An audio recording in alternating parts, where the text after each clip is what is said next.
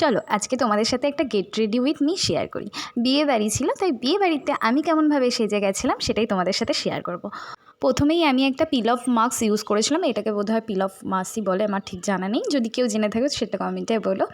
তারপর আমি একটু বরফ দিয়ে নিয়েছিলাম, তারপর টোনার আর সিরাম একসাথেই আমি সেটা অ্যাপ্লাই করেছিলাম, এটা টোনার সিরাম বলে অ্যাকচুয়ালি।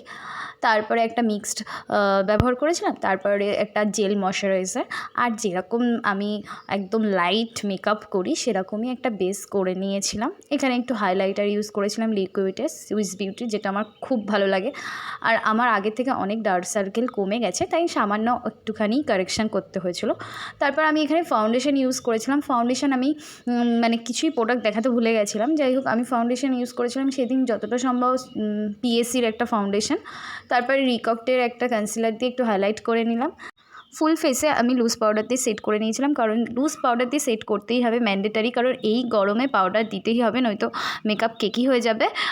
তাই জন্য আমি একটু লুজ পাউডার ইউজ করেছিলাম, সারা মুখেই করেছিলাম, শীতকাল হলে শুধু আন্ডার আইতেই করতাম। যাই হোক, তারপরে আমি আইব্রোটা সেট করে এখানে কাজল পরেছিলাম একটু মোটা করে, আমি লাইনারও পরিনি সেদিনকে, আর ইনার কর্নারেও একটু কাজল দিয়ে এঁকে নিয়েছিলাম, চোখটা দেখতে খুব সুন্দর লাগছিল।